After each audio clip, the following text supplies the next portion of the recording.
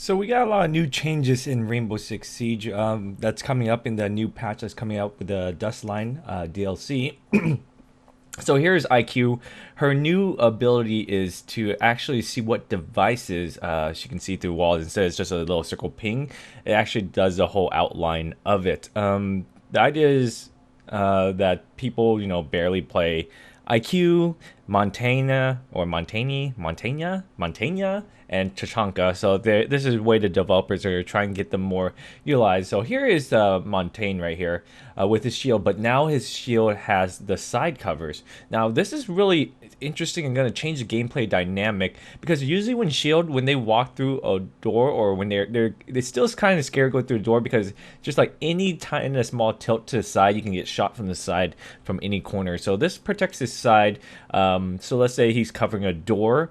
Now he can actually kind of look to the left and right around him, move his shield a little bit to see anyone coming, than just standing still and doing nothing. So it definitely adds a more dynamic rush in breach.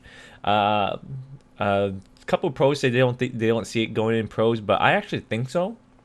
So I remember there's one map in Pro League that they were on a plane, and they used and plane is heavy defensive side where they can't really plant the diffuser. So what they tried once with Montaigne, but he gets shot from the side. So this one should add that little cover and just plant diffuser behind them.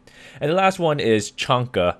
They're changing Chanka, where his deployable turret it requires a lot of space and it's not very maneuverable. So I think they're adding some speed where he can take down his turret and put up his turret quicker, and it doesn't require that big space where he can kind of go in a corner and like just corner hallway and put behind a shield easier, where it's not like a whole space left in the chunk open.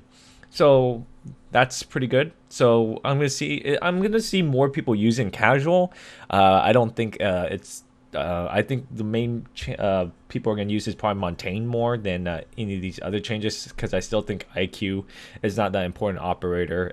Regardless, she can see what type of gadgets there are, and it won't even see frost trap maps either. So let's go ahead and talk about the other changes. Now, here's another change that I definitely improve, is being able to quickly stop animation, or stop when you're placing an item. For example, you saw right there with Thermite, with the bandit trick, once Thermite's committed to plant charge, he has to go through the full animation. Now, once he gets shot, he can immediately stop himself. This includes all the other gadgets, includes floor mats, or you're placing a breaching charge on the wall. You know how when you place a breaching charge, once you start animation, you can't stop it if you're getting shot at. This happens in a way like, let's say defender camping the door and looking at the foothole. So if they're camping the doorway foothole, now if you're placing breaching charge, as soon as you get shot, you can stop that animation, don't have to go full length. So that's a good change. I think it's definitely better. But I approve that one. And the last change that is going to be huge is definitely the lighting. They actually reduced the extreme lighting, where if you peek outside during day, you get blinded as a defender. And same thing as attacker, when you look through the wall or through the window, the room is completely dark, can't see anything. So they're fixing the lighting where it's more betterly visual appealing to seeing inside and outside the defensive structure. So these are cool changes. They didn't really talk about anti-cheat, so hopefully they get that resolved.